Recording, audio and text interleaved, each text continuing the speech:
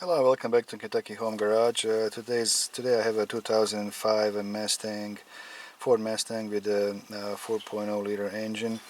We have a check engine light on.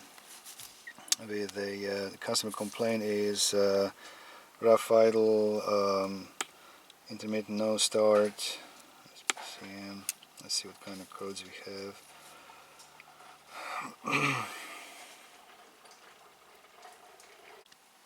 Okay, so let's read the codes.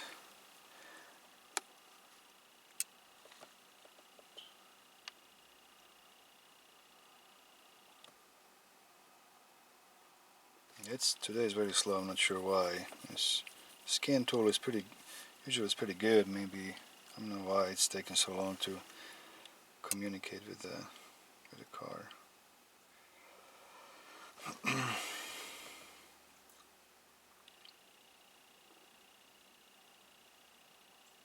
Okay, and so we have a couple of codes in here. We have a camshaft sensor circuit fault. We got that's a P0340. We have a P1336. A misfire monitor hardware cam positions misaligned with crank position sensor. We have a pending code with a camshaft sensor circuit fault. It's basically both the same. Let's get underneath the hood and see the position of the sensors and what we can do to test it. So camshaft position sensor is right here on the left side of the engine, on top of the valve cover. It's a 2-wire sensor, and the crankshaft position sensor is underneath the car on the left side of the crankshaft. Both of these sensors are magnetic pulse generated sensors. Basically, they make their own voltage. And I need to get my light. There we go.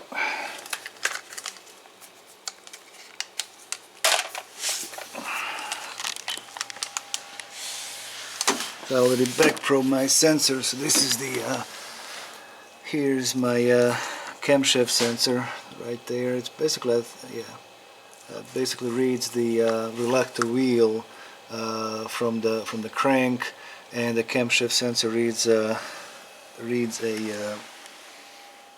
camshaft sensor reluctor wheel. So I'm going to show you both of these sensors are making AC sound wave. So in order to see the signal on these sensors, this is how I set up my scope. On the channel, let me see, the channel 1 is going to be my camshaft sensor.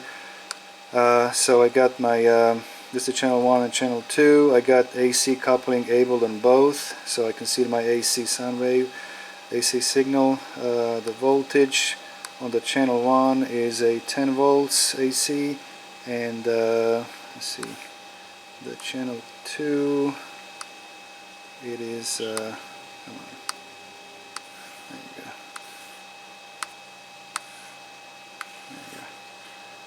20 volts. So the 10 and 20 volts AC voltage. So I'm going to put the camera on the tripod, and we're going to start the car and see what kind of reading will help. Basically, when you do this, it really doesn't matter which way you. What I did, I back probe my wires on my sensors. Basically, it doesn't really matter which way you back probe it. This is one is plus one, I mean positive. One is the ground, one is the power. So basically, it makes no difference. You just back probe either one, and you're going to get the signal from these sensors. So let me get the camera on the tripod, and we can zoom on our lab scope and see what we got. Okay, so when you diagnose these kind of problems, even though the computer flag the code for the camshaft sensor, like noise signal, or you always want to check both cam and crankshaft sensor to make sure they are. Sometimes computers gonna flag the code for the camshaft sensor, but the crankshaft sensor can be a problem. Now, when we're gonna look the signals on both of these sensors, what we have to pay attention is a amplitude of our signal. Rule of thumb is cranking, we want to see around 300 millivolts amplitude on our signal, minimum 300 millivolts, and we want to see minimum of 500 millivolts amplitude or signal with the engine running. So let's start it up and see what we're gonna have.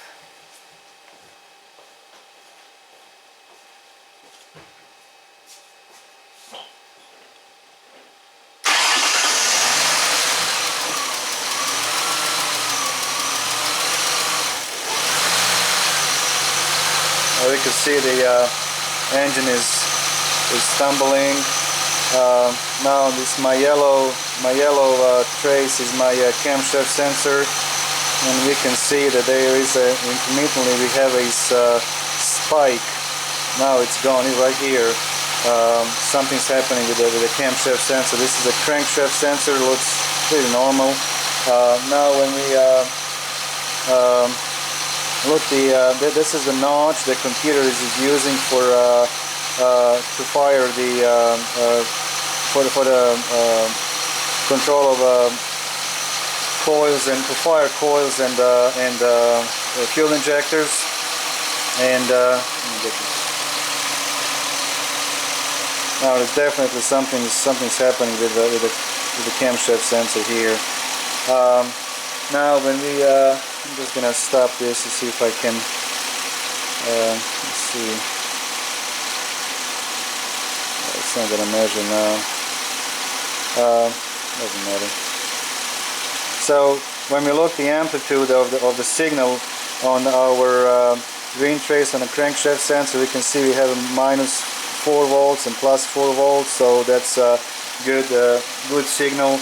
And also on the camshaft we see -2 and +2, so that's good, but we still have this problem here. This should not be here.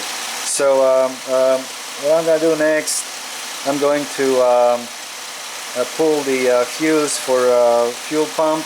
This is fuse number 51, I believe, and I want to see my signal during cranking. Probably I'll have, we'll see what happens to the camshaft sensor, but the crankshaft sensor looks okay, but I still want to make sure that I have a good amplitude during the cranking. So I'm going to pull the fuse out.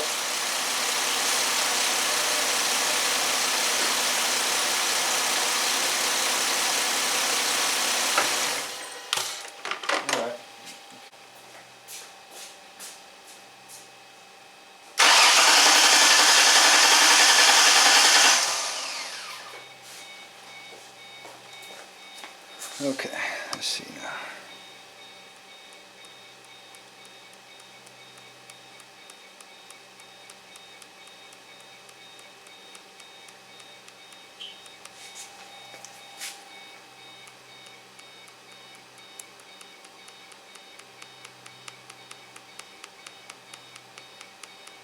There you go. Okay, so now, so as I said, a minimum of 300 millivolts. So let's see if we can measure. Sometimes even these cursors would work, sometimes would not. So now we see that we have 1 volt on the green channel. That's our crankshaft sensor. We've got a 1 volt. Let's see, actually, yeah, let's go here. Actually, this is a notch. So we have a 1.7 and 1 plus and minus 1.4, so that's a great signal, so we don't have to worry about. So we have over even the camshaft sensor. When we look, we can see that we have a 600 millivolts and around 700 millivolts or so. So camshaft looks okay as well, but there is some that stupid glitch. I'm not sure where it's coming from. So so let me get you guys to my camshaft sensor now, and I should get some more lights. Hold on a second. Let me take the key out. It's annoying. Alright. Sorry about that.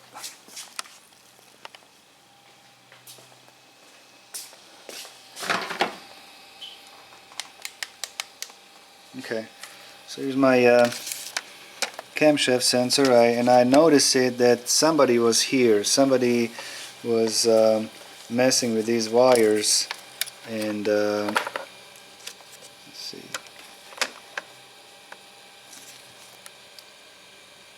And that's been repaired before, and unplug the sensor, and let's see here. You can see these are totally messed up. Connectors are pretty bad shape, so I'm have to go to AutoZone or somewhere to see if I can. There you go, it's falling apart completely. So if I can find another connector, see if I can fix this. Alright, let me, I'll have to see what I can find. Alright guys, I found the part at Advance Auto Part, and this is the item number, if you know. So this is a 2005 Ford Mustang with a 4.0 engine. This is the item number, and this is the connector. It fits fine, so I'm gonna solder the wires, and we're gonna repeat the test and see what do we have. So I'm gonna show you how I repair my wiring.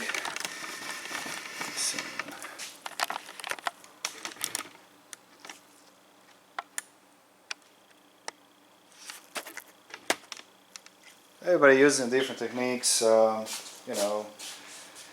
So this is what I do. So now I'm just gonna cut the wires and the connector.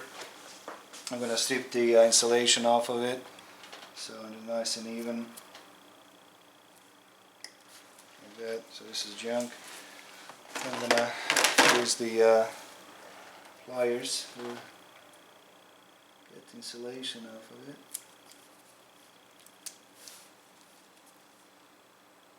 These are snap-on pliers, are really good. I like them a lot.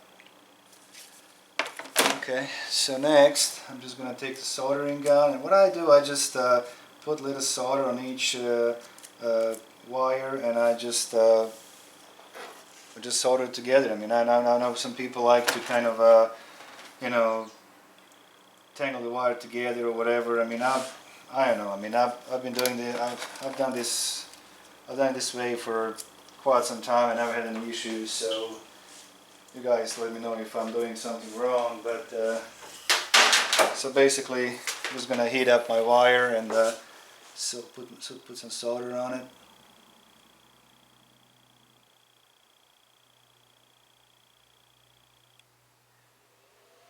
So I'm gonna do the same on the other one.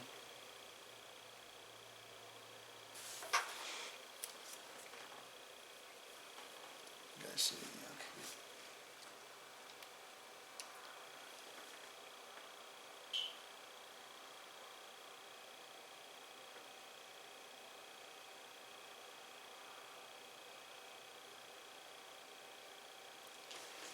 So I'm going to do the same thing on my connector.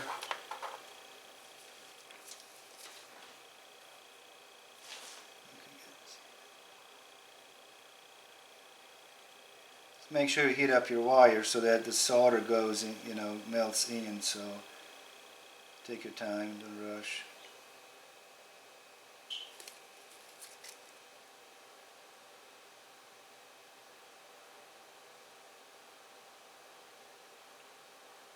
Okay, so now I have plenty of solder on both of my wires. So basically, what I need to do is just you know, just solder it together. Now, before you do this, to make sure you put your shrink tubing, and I like to put two different size. Let me see one second.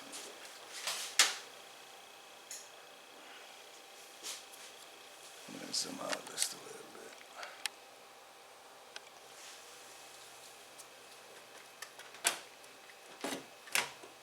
So just I like to use two different size of tubing, so I can kind of double it once I'm done. So see, I'm sliding two like black and red shrink tubing, So I'm gonna shrink the black one first and then the red one.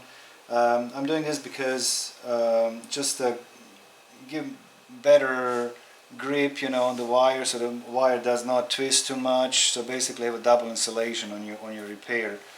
And sometimes, like on this one, I think I'm gonna be okay. But like I have this hemostat that I got at Walmart, and what I did, I made it. I used a round file, and I file it, these jaws, so I can now clamp my wires and so that I can solder it, so I don't have to hold it. So what I'm going to do now, I'm just going to clamp the wire.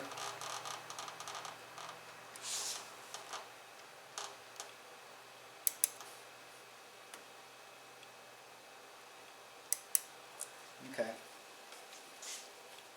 And you guys see this or not?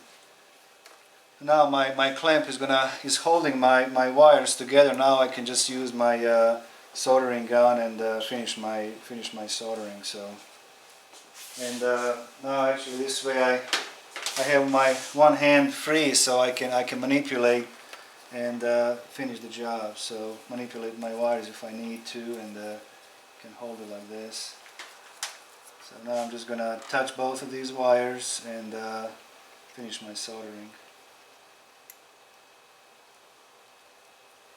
Probably gonna use some more solder actually. I don't think I put enough on it.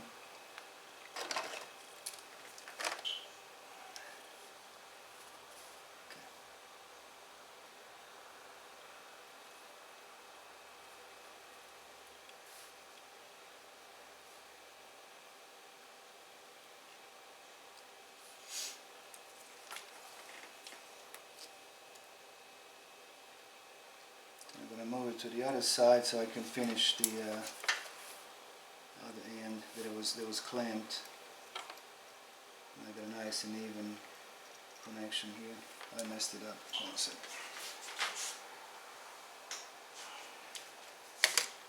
I didn't clamp it good.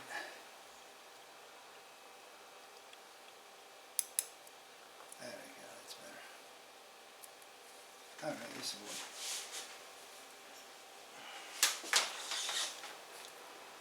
Alright, so now I did not have enough solder, so now this will work. It's going to melt it nice and even, and then they will hold fine.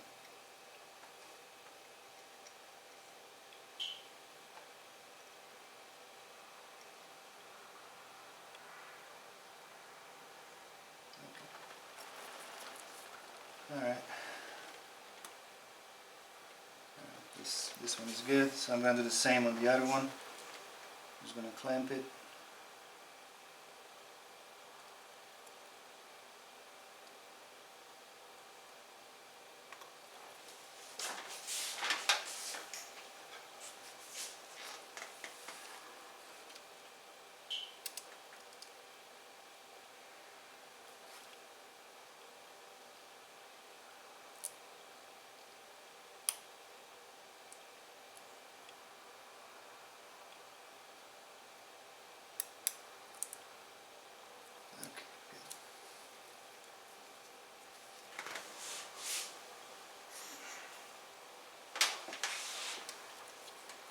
I'm just going to do some more solder, and I'm sorry you guys can't, it's just it's kind of tedious, but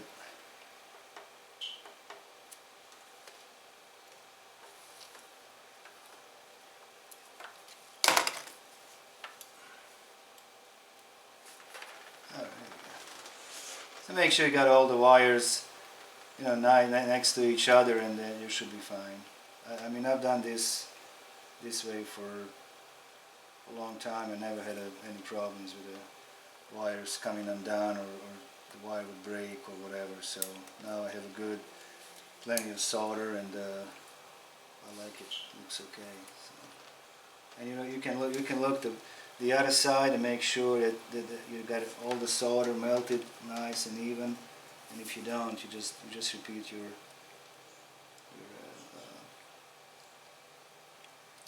I got myself, I think I need to clean up my solder gun, I'm sorry.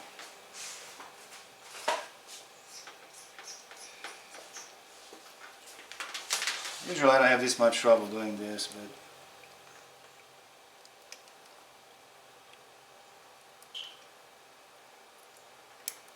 let's try this again.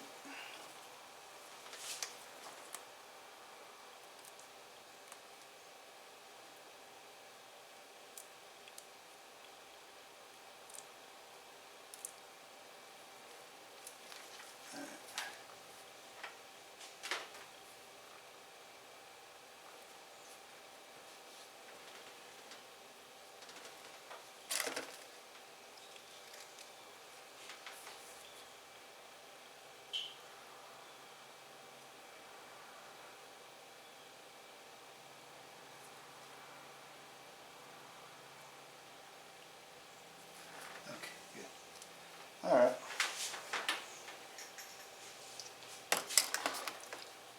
This clamp helps a lot, you know, just helps me keep the wires together so they don't come undone as I'm doing this. I'm just now checking my connections and looks good.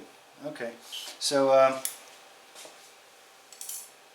next I like to use a heat gun, so I'm gonna slide my black shrink tubing first over my connector, and then I'll slide. Once I shrink these, I'm gonna slide the red one and kind of double my repair.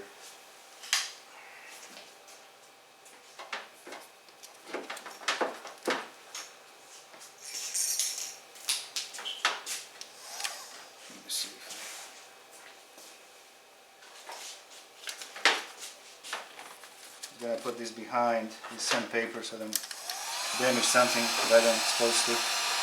Okay, so I'm just heating up my shrink tubing, and I like to use these better than like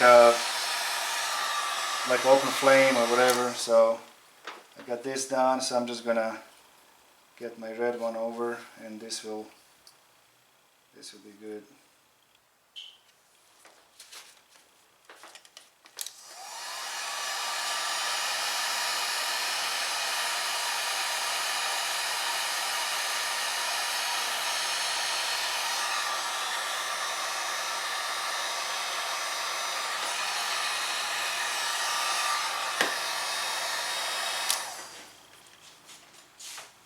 Okay. I'm sorry this took a little bit longer than it should, but so let's see, this is what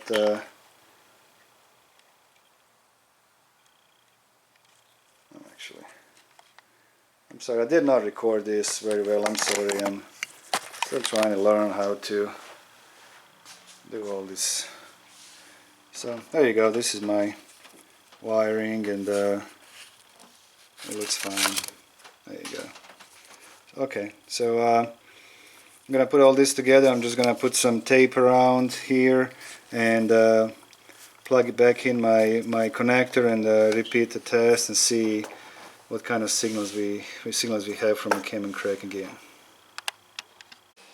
Okay guys, well my electrical repair is done, and let's start the car and see what we got.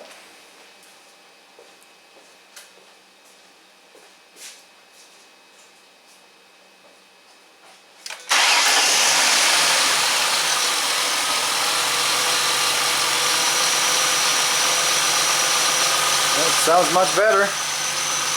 Alright, let's this is a 50 milliseconds time base. I'm going to go down to 20, and seemed like that glitch that I had, it's now gone. I don't see it anymore. It's good. Looks like this, we fixed it.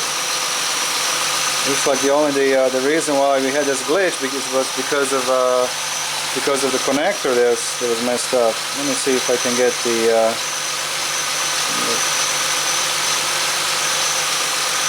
there you go.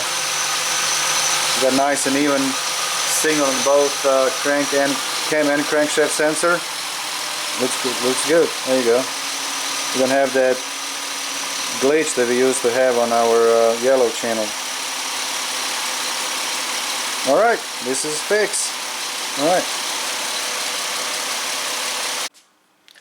Well, I'm sorry guys, this video it's not the best, but what I want to emphasize here when we test these type of sensors, any sensor anyway, just check your connectors. That is the number one. And with these type of sensors, make sure that your amplitude that's very important, because if so cranking is supposed to be minimum of 300 millivolts and the running's minimum has to be 500 millivolts.